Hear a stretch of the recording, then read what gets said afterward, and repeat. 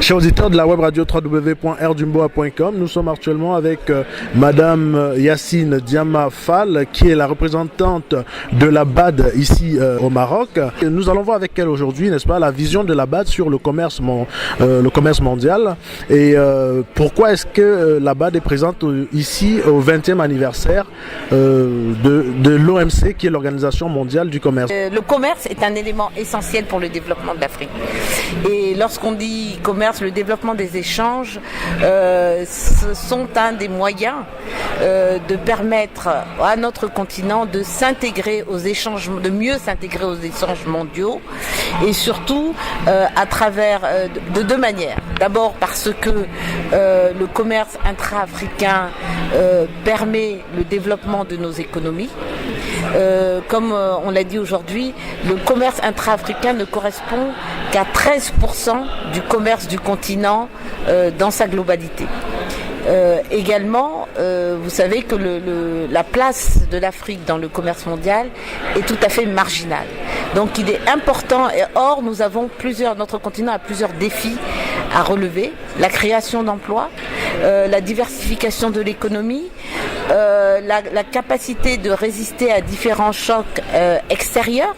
Vous avez les crises, les pandémies, vous avez les crises climatiques, et donc pour armer notre continent et pour favoriser son développement, il est important que nos pays, individuellement et surtout collectivement, développent leurs échanges. La manière dont la Banque africaine de développement considère que ces échanges, cette participation de l'Afrique et l'accroissement du commerce intra-africain, c'est à travers l'intégration des pays africains, une meilleure intégration des pays africains dans les chaînes de valeur. Dans les chaînes de valeur mondiales, c'est-à-dire optimiser les capacités, les ressources et les échanges des pays africains à travers l'exploitation et l'intégration de nos productions, mais également à travers une industrialisation, c'est-à-dire qu'au lieu d'exporter simplement des matières premières et des ressources naturelles, notre continent doit pouvoir apporter de la valeur ajoutée à ses exportations, à sa contribution aux échanges mondiaux, et de bénéficier d'un contexte qui est favorable.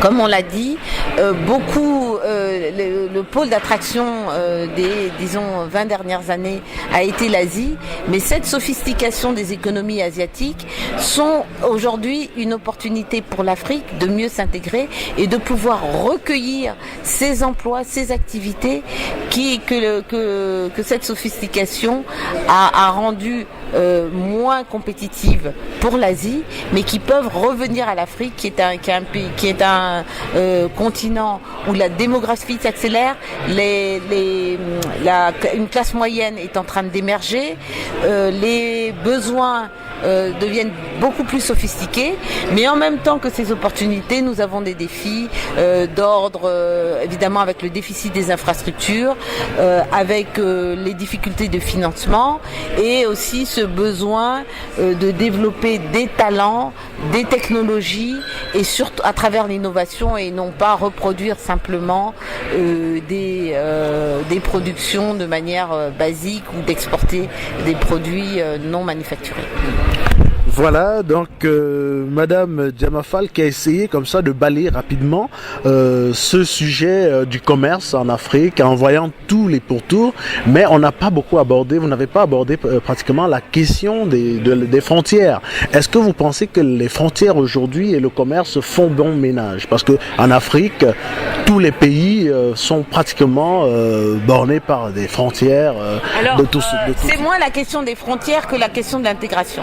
La question des frontières, en fait, aujourd'hui, elle n'est pas au centre des choses, puisque, comme vous l'avez dit, contrairement à ce qu'on pense, sur le plan institutionnel, les pays africains ne sont pas les plus mal lotis.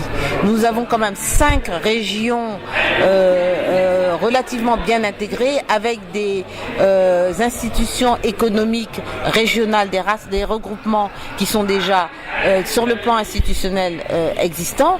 Maintenant, ce qui est important, c'est de disposer des infrastructures qui lient physiquement et réellement à l'intérieur de ces régions et d'une région à l'autre. Et c'est à ce niveau que la Banque africaine de développement a tenté de focaliser ses efforts à travers la définition d'un programme et de priorités pour les 10-20 prochaines années en Afrique, à travers des programmes d'intégration régionale, à travers le transport, l'interconnexion routière, l'interconnexion électrique et en créant des projets qui vont réaliser des infrastructures qui vont permettre ces relations. On a parlé de corridors routiers, on a parlé aussi de zones d'interconnexion électrique pour permettre que les vrais échanges puissent être réalisés sur le terrain. Alors, je vais tout simplement finir cette interview avec la dernière question. Erdumboa est la web radio des subsahariens ici qui a pour ambition, n'est-ce pas, de favoriser la coopération sud-sud, mais aussi de faciliter l'intégration des subsahariens sur le Maghreb et particulièrement au Maroc. Alors, cette initiative a été mise sur pied quand il y a eu à un moment donné un flux important de migrants clandestins avec des représailles de tout type par la population locale. Et au jour d'aujourd'hui, après quelques investigations, on s'est aussi rendu compte que quelque part, nos dirigeants avaient leur rôle à jouer déjà au niveau du commerce, qui était de savoir gérer nos ressources pour que enfin les populations ne sortent plus comme ça à la recherche de quelque chose qu'ils savent pas. Donc je voulais savoir au niveau de la BAD, qu'est-ce que vous faites déjà? Est-ce que vous êtes au courant d'abord de ce flux migratoire important clandestine? Et si oui, qu'est-ce que vous faites au niveau de la BAD pour que ça, pas finalement que ça cesse, mais au moins que ça baisse? Écoutez, d'abord, les flux migratoires en eux-mêmes ne sont pas forcément un mal. La circulation des biens et des personnes font partie des objectifs dans lesquels on aspire et qui sont aussi importants pour stimuler les échanges d'expériences, pour acquérir des connaissances et faire profiter de ces compétences.